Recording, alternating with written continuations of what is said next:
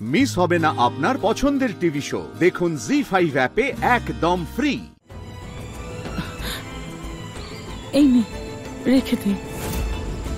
কিছু টাকা আছে, তার পেছনে খরচ করিস যার উপর আমার রাগ আছে। আমি কিচ্ছু বলবো না। হ্যাঁ, এটা রেখে দে বাবা। আমার পেছনে খরচা করার দরকার নেই মা। আমি তোমার সাথে কথা বলছি না, আমি আমার ছেলের সাথে কথা বলছি। আমি জানি, কিন্তু ইন্দ্রের স্ত্রী হওয়ার জন্যই আপনাকে একটা কথা বলতে চাই। যদি আপনি বাবাকে জানিয়ে এখানে আসতেন তাহলে এই টাকা আমরা অবশ্যই নিতাম, কিন্তু এখন সেটা নিতে পারবো না। আর আমার ধারণা আপনার ছেলেও একই কথা বলবে। ও ঠিক বলেছে মা, আমি এই টাকা রাখতে পারবো না।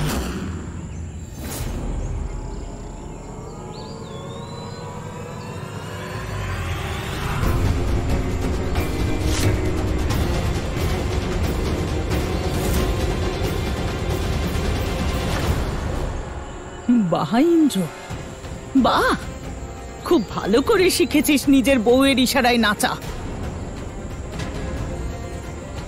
আর এই যে মেয়ে, শুনে রাখো, 25 বছর ধরে আমি ওর মা, আর তুমি 25 দিনে ওর মা হওয়ার চেষ্টা করো না। আমাদের মা ছেলের মধ্যে কথা বলার তোমার কোনো অধিকার নেই। দিদি, দিদি ভুল বুঝবেন না, এটাই তো প্রকৃতির নিয়ম। একদিন না একদিন বৌমা মা আর ছেলের মাঝখানে ঠিক চলে আসে। তবে এটা তো মা আর ছেলেকে নির্ধারণ করতে হবে যে তারা তাদের বাড়ির বউকে কতটা মর্যাদা দেবে।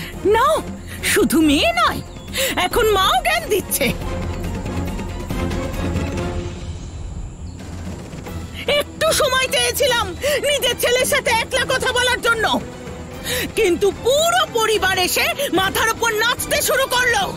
দেখুন দেখুন, আপনি আমার কথা বোঝার চেষ্টা করুন।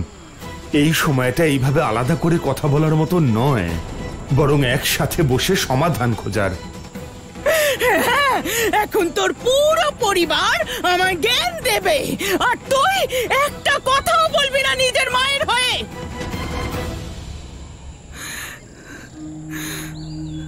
মা, আমি তোমার মমতাকে কখনোই অপমান করতে চাই না, তাই এই টাকা আমি রেখে দিচ্ছি। কিন্তু মনে রেখো, এই টাকা আমি খরচ করব না। কেন খরচ করবি না? হ্যাঁ, আমার টাকাটা কি পাপের টাকা? তুই কেন খরচ করবি না?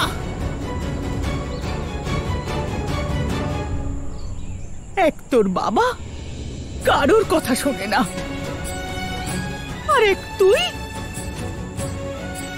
আমার কথা শুনিস না। আমি এখন কি করব? আমার তো কপালটাই পোড়া।